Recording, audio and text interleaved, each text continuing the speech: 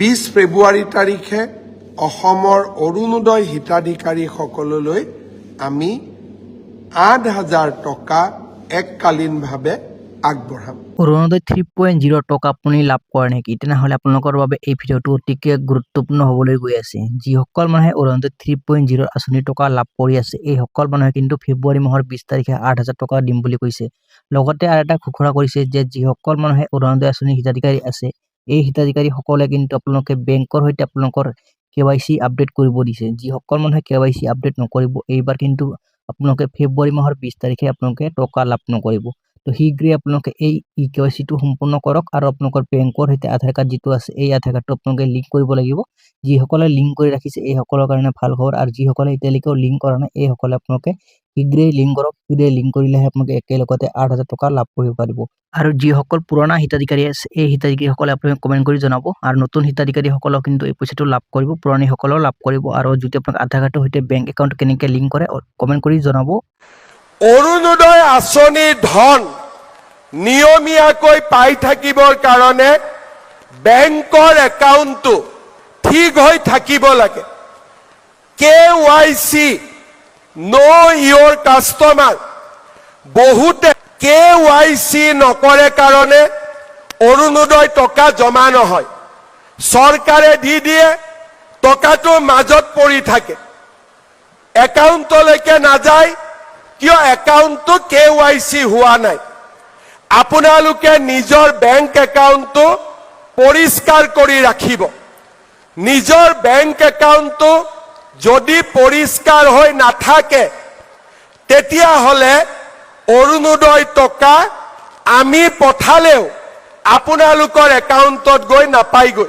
আৰু যিসকল বাইদেউৰ নাম কিবা কিবি কাৰণত অৰুণোদয়ত অহা নাছিলে, তেওঁলোকক আমি আমাৰ ফালৰ পৰা ডাইৰেক্টলি অৰুণোদয়ত নাম আমি দি দিম। 2 এদিনতে অৰুণোদয় ফৰ্ম আপোনালোকৰ ওচৰত গৈ পাব। আপোনালোকে ফিল আপ কৰি আমাক ডাইৰেক্টলি পঠাই দিব। আপোনালোকৰ নাম ইয়াত আমি ডাইৰেক্টলি বেংক একাউণ্ট দি ভৰাই দিম, কাকো আপোনালোকে ক'ব নালাগে। মুখ্যমন্ত্ৰীৰ আত্মনিৰ্ভৰ অসম আঁচনি, এই আঁচনিখন কেতিয়াৰ পৰা আৰম্ভ হ'ব? যাৰ জৰিয়তে 75,000 যুৱকে 2 লাখ টকাকৈ আত্মসংস্থাপনৰ সুবিধা পাব আৰু প্ৰথম কিস্তিত 1 লাখ টকা লাভ কৰিব। এই আঁচনিখন আমি 6 ফেব্ৰুৱাৰী তাৰিখে গুৱাহাটীত আৰম্ভ কৰিম। তাৰ পৰা আমি প্ৰত্যেকটো অঞ্চললৈ গৈ, অঞ্চল মানে ডিব্ৰুগড় তিনিচুকীয়া মিলি এটা জেগা, শিৱসাগৰ চৰাইদেউ যোৰহাট মিলি এখন সভা, 6 ফেব্ৰুৱাৰীৰ পৰা এই পুঁজি আমি বিতৰণ আৰম্ভ কৰিম আৰু 15 ফেব্ৰুৱাৰী তাৰিখৰ ভিতৰত আমি সামৰণি মাৰিম। 10 ফেব্ৰুৱাৰী তাৰিখে আমি মুখ্যমন্ত্ৰীৰ জীৱন প্ৰেৰণা, যাৰ জৰিয়তে এই বছৰ গ্ৰেজুৱেট পাছ কৰা ষ্টুডেণ্টসকলক আমি সহায় কৰিম, এই আঁচনিখন আমি 10 ফেব্ৰুৱাৰী তাৰিখে আৰম্ভ কৰিম আৰু প্ৰথম মাহৰ প্ৰথম কিস্তিৰ ধন সিদিনাখনে আমি যুৱক বন্ধু যুৱতী বন্ধুসকললৈকে মুকলি কৰিম। জীৱন অনুপ্ৰেৰণা, ৰিচাৰ্চ স্কলাৰসকলক যি আমি এককালীন অনুদান আগবঢ়াম, সেই এককালীন অনুদানো আমি 11 ফেব্ৰুৱাৰী তাৰিখে আমি আগবঢ়াম। আনহাতে আমাৰ আৰু এটা স্কিম আছে, ফাৰ্মাৰ প্ৰডিউচাৰ কোম্পানী FPC সকলকো আমি এটা উদগনিমূলক অনুদান আগবঢ়োৱাৰ বাবে ঘোষণা কৰিছিলোঁ। এই আঁচনিটো আমি 15 ফেব্ৰুৱাৰীৰ আগতে আমাৰ ফাৰ্মাৰ প্ৰডিউচাৰ কোম্পানী বা FPC সকলক আমি নিমন্ত্ৰণ কৰি এই আঁচনিটো আমি সম্পূৰ্ণ কৰিম। অৰ্থাৎ এটা এটাকৈ আমি আমাৰ যিমানবিলাক আমি আঁচনি ঘোষণা কৰিছিলোঁ, এই গোটেইবিলাক আঁচনি আমি অহা 15 ফেব্ৰুৱাৰীৰ ভিতৰত আমি সামৰণি মাৰিম। 20 ফেব্ৰুৱাৰী তাৰিখে অসমৰ অৰুণোদয় হিতাধিকাৰীসকললৈ আমি 8,000 টকা এককালীনভাৱে আগবঢ়াম।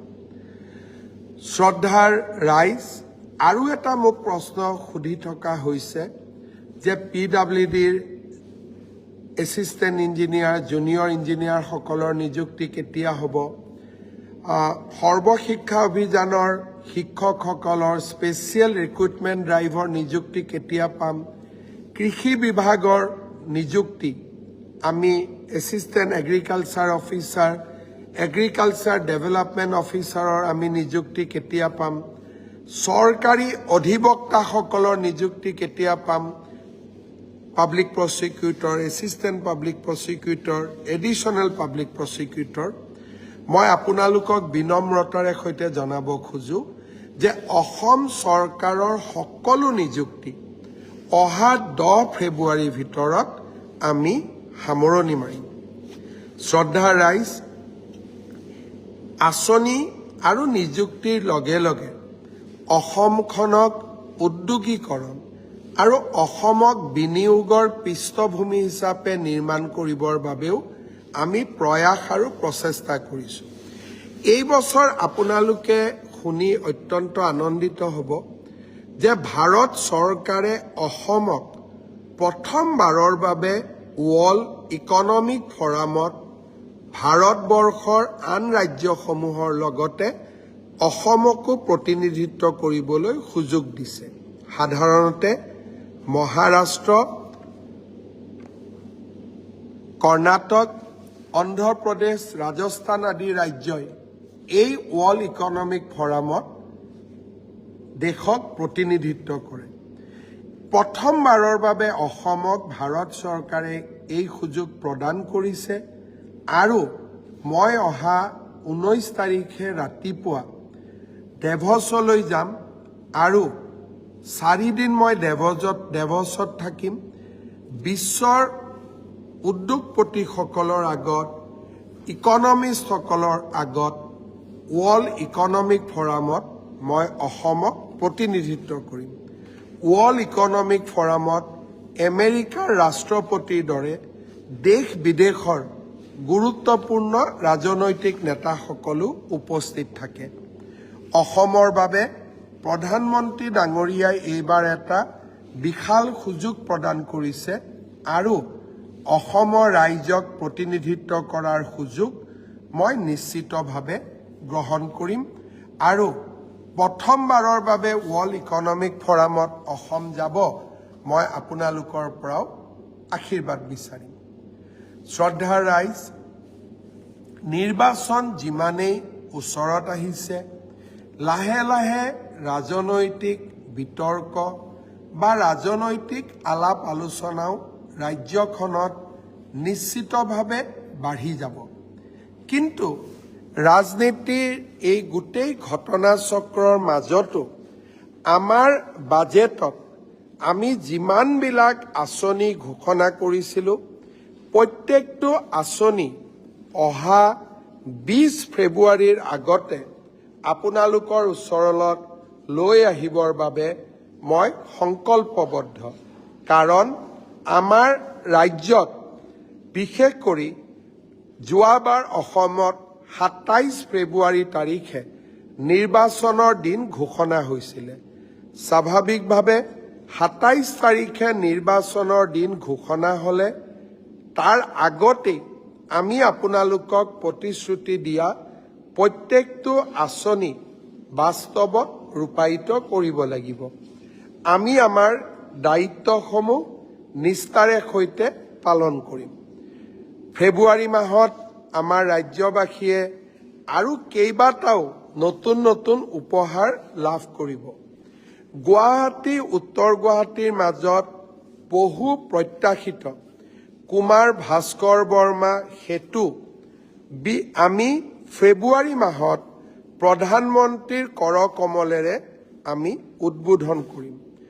মই অন্তৰত এটা সাহস ৰাখিছোঁ যে ফেব্ৰুৱাৰী মাহৰ ভিতৰত চানমাৰী আৰু বামুণী মৈদাম নুনমাটি গুৱাহাটী ক্লাবৰ উৰণ সেতুখনো আমি ৰাইজৰ বাবে মুকলি কৰি দিয়াৰ বাবে আমি প্ৰচেষ্টা চলাই আছো।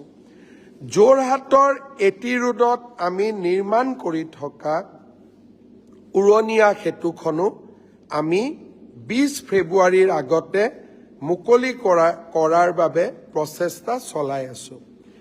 ডিফুৰ উৰণীয়া সেতুখনো আমি এই ফেব্ৰুৱাৰী মাহৰ ভিতৰতে মুকলি কৰি দিয়াৰ বাবে আমি প্ৰচেষ্টা চলাই আছো। ডিব্ৰুগড়ত আমি নিৰ্মাণ কৰা খনিকৰ ষ্টেডিয়ামৰ ফাৰ্ষ্ট ফেজ আৰু ডিব্ৰুগড়ত আমাৰ অসম বিধানসভাৰ দ্বিতীয় চৌহদ নিৰ্মাণ কৰাৰ যি আমাৰ এক বিশাল আঁচনি আছিলে তাকো অহা 30 তাৰিখে বাস্তৱত ৰূপায়ণ হ'বলৈ গৈ আছে।